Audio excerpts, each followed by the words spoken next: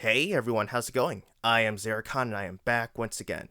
Today we're going to look into storytelling and the world building elements of multiverses, specifically why I don't like them. There will be a few exceptions to times that I think that the usage is effective because I don't think that the concept and usage of multiverses in storytelling is a bad thing, but I think that it can water down stories and the bigger picture of the worlds that they are being used in. Digging right in, I want to talk about its usage in comic books, specifically with Marvel and DC. Both heavily use the multiverse element in their stories, and it's this usage that I have a problem with. While both have instances of multiversal catastrophes or crises, especially with DC uses it in the name, because everything can just be rebooted because of a plot device, everything will relatively be able to be resolved.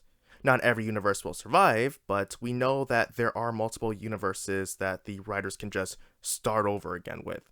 This negates any lasting impact that a story has. If you can just res a character by giving them a reboot, even if it's not a one-to-one version of them, their death has no consequence. It's like with death in Dragon Ball. It means nothing if the characters can just be brought back to life, anytime.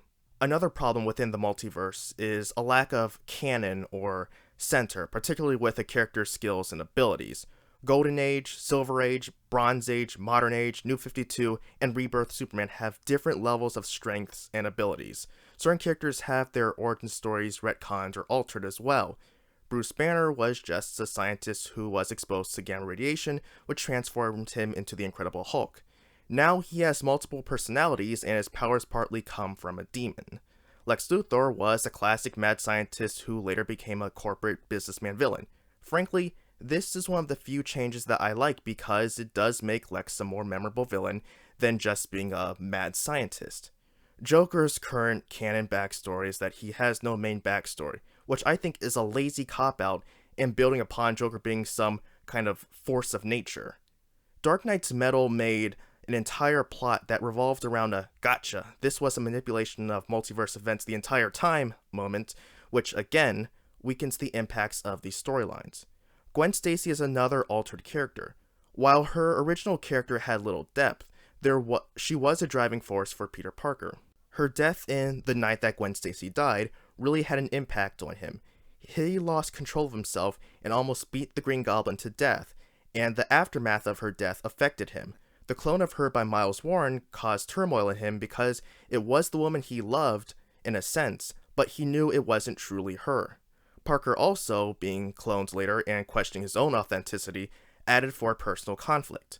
What meaning does this all have if it doesn't matter because Gwen is canonically alive in another universe and is a variant of Spider-Man? Similar to what I said about comics, Dragon Ball has also caught this affliction. With the advent of the Dragon Ball Heroes anime, all storylines have become canon because they are regarded as being part of the Dragon Ball multiverse. That means that Dragon Ball GT is canon, Dragon Ball Xenoverse and Xenoverse 2 are canon, and any what-if timelines are canon because they pertain to that universe's timeline. This adds more layers of complexity considering that Dragon Ball Super has its own system of multiverses. Now, there are instances where I think that the multiverse story element can work. JLA Earth 2 is one of them. While it's not set in DC's traditional multiverse side of having infinite universes, the idea of having a parallel universe that only works because its rules are different from yours is a very interesting concept. Likewise, what if stories and non-canon side stories can be quite good, and they are good. The Marvel Noir stories that I've read are very good. Batman Year One, The Long Halloween, Dark Victory, Superman Red Sun, and the DC Timverse are some of my favorite what-if/alternate universes. However, these are not canon to the source material, and that's okay, as long as they are acknowledged as such. Stories like those act as good thought experiments, but must not alter the canon material. For example, theorizing and discussing plot elements in The Lord of the Rings is nice, but it is not, nor should not, alter the source material. We can guess what would have happened if Gandalf did not fall at the Bridge of Khazad-dûm and continued with the Fellowship.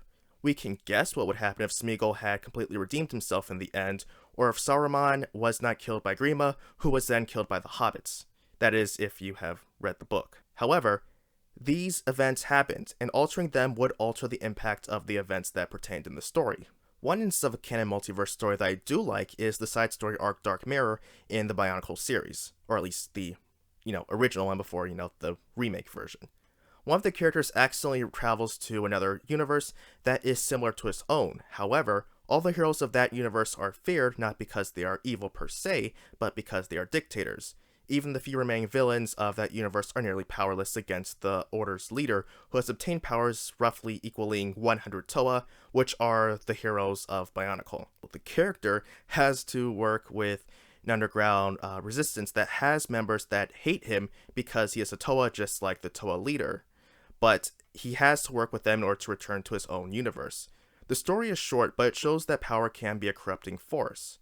In hindsight, what I think can be better, or what can work better most times, is a parallel universe that relates to a main universe.